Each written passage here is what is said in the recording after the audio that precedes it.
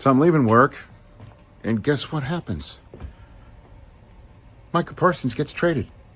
So Jerry really was pissed. This wasn't about, you're talking about the Cowboys. That's all that matters. Spell my name right.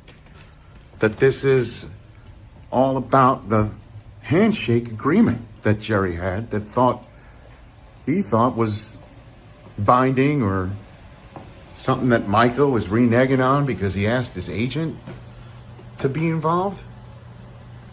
This really was an impasse. This was something that was irreconcilable. There had to be something else going on, right?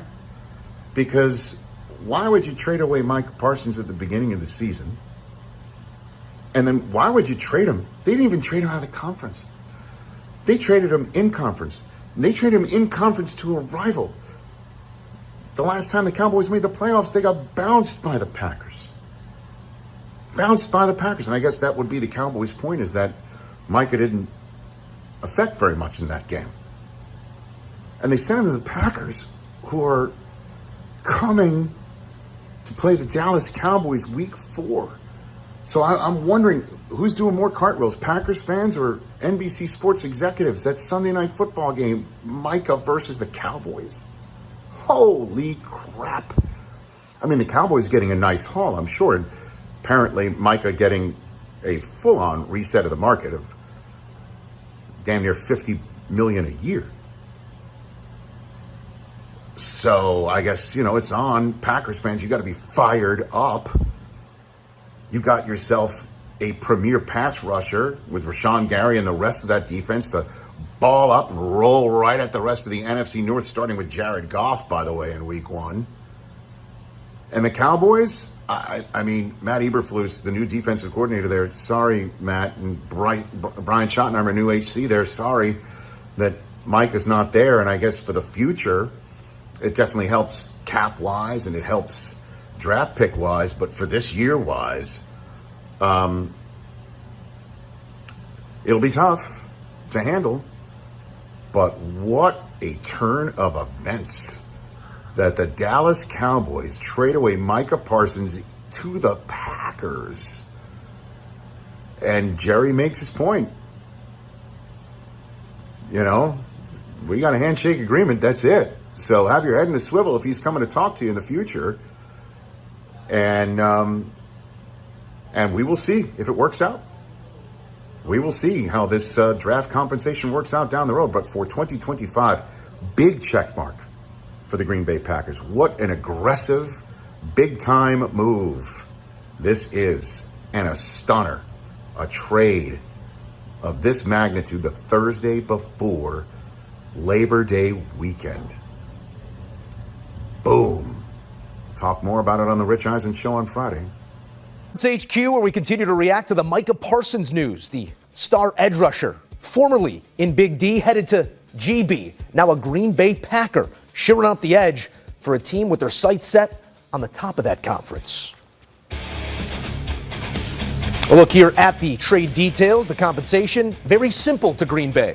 A 2-time All-Pro. Micah Parsons going to be a part of that storied franchise. The Cowboys, it's a story heading in a different direction, and they're going to lean on compensation. A first in 26, a first in 27, and a piece to shore up that D-line.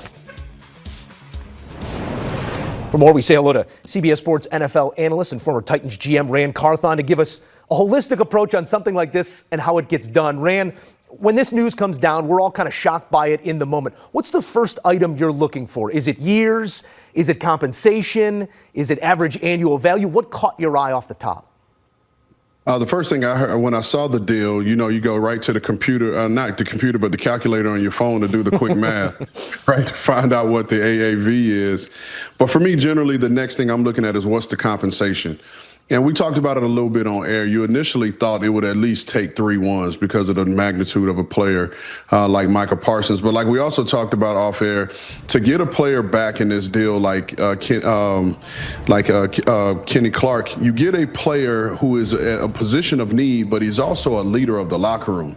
And he's a leader. He's going to be the leader in that defensive line room, which you so desperately need right now with Micah Parsons. And as this graphic is showing, he's the highest paid non-quarterback in the history of the game and the highest paid defensive player in the history of the game by a wide margin, which, for Micah Parsons, a 4-year deal gives him security. And not necessarily looking for the 3-year extension that some of these young guys are now getting on their second deals, which allows them to hit it again quicker, because Micah Parsons is still 25 years old. So think about that for a second. So even after 4 years of this, he'll still be 29, still kind of in his prime if healthy. So this was a great pickup, for the Green Bay Packers. And like I've talked about on HQ, this guy gives them their superhero Sam linebacker in this defense of Jeff Hafley's that you covet. A guy that can do it all, a guy that can cover, a guy that can set the edge, a guy that can rush. And so he's going to give them a nice little package here, because now you can have him on the field with Rashawn Gary and Lucas Van Ness, and you can move some of the guys on the interior around and give Jeff Hafley that daunted pass rush that you're going to need in the NFC North right now. So the NFC North, hey, buckle up. And this is going to be a fun year to watch. I know you probably don't want to hear that as a Bears fan, Musto, but this is going to be a fun year up in the NFC North. We can examine some of that, but I do want to lean into your expertise here. I know a lot of general managers would have signed up for 2 firsts and a defensive tackle, respect to Kenny Clark and what he meant to that team and what he will mean to his future one. I don't know how many teams could draw up this contract. What are the conversations being had right now by other GMs across the league, maybe in the North and elsewhere, when they see this type of deal? Well, I'll start with the AFC GMs, because some of those guys who have the space to do it are saying, well, why didn't they call us? If this was what it was going to take, we could have easily got the deal done, because typically you don't see these deals done within the division, or let alone in the conference, because as we've talked about on this platform, week 4, the Dallas Cowboys have to see the Green Bay Packers. And so that will be the most televised and highly watched game of the year, probably.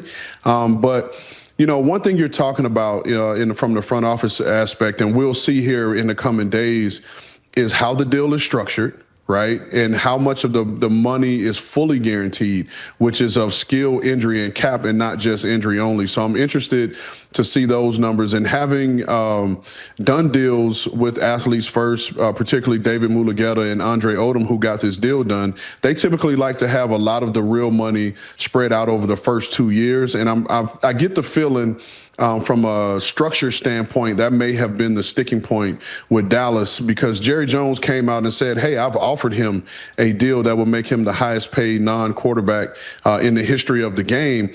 However, he never went into detail on what that structure looked like, which led me to believe that the deal was backloaded, which then pushed the AAV up higher than what the numbers really are. And we're looking at a massive guarantee here. Rand, you invoked the name, so I want to go there a little bit further here, because Jerry Jones is at the center of this saga, or was for the last month plus, as these two sides tried to come together. We know how highly regarded Jerry Jones, the owner, is amongst the other owners, but he's the judge, jury, and executioner. As a player personnel individual, how do other GMs receive Jerry? I mean, regardless, he's still the owner, right? So whatever title he holds after owner is really insignificant, because they're all lower than owner. So all the other personnel folks, you'd see Jerry as the owner. Now, what I will say is, within that organization, the guy for us GMs who you respect and who will typically be my first call in the situation would be Will McClay. And I don't think he gets talked about enough as is. And we could talk about, and we're going to be talking about it for months to come, particularly when the draft rolls around, as to what they're going to do with these 2 first-round picks that the Cowboys now have. But there's nobody in the league that I would trust more than be able to pick and find good players with both of those picks than Will McClay, because he's shown it, leading the personnel department for the Dallas Cowboys the last 15 plus years. All right, we don't want to rain on any parades here. They're popping champagne, the ticker tape, they're planning it right now in Green Bay, but you also have to look at the financials on that side. We're now committing 9 figures average annual value to the quarterback and the defensive end over the next 4 years. You make the money make sense. That I understand, but the pressure to produce is there now. Is there any cap concern when a deal like this comes together? I know they're looking at 26, 27, 28. It's the youngest team in the NFL right now, some of those expiring contracts. How big of a math problem is this when you're talking about a player in this type of salary? Well, it wouldn't have been as big of a math problem for the Dallas Cowboys if they got this done, because you're already committed to paying money to Dak and then CD and what would have been Micah. So that they would have had a bigger math problem than, say, the Green Bay Packers, because outside of Jordan Love, who is Green Bay paying at this point? And so there's still room to get other deals done. You're going to have to be creative in terms of the structure and how you're going to spread these deals out to get them done. But Dallas definitely would have had a big math problem because, like you said, it limits you in the ability to get other young guys done, get extensions done, and then it puts even more pressure on you to have to draft well so you can get as many of these high-valued players on cheaper contracts done. So right now, this does not hurt the Green Bay Packers, and as we've seen every year, the cap continues to go up. So I don't necessarily look at it in terms of the number when it comes to the money that's spent, but more so the percentage of the cap that's being spent at these positions. Again, 100 plus to those 279 this year and counting. Rand Carthon, we appreciate your insight as always here on CBS Sports HQ.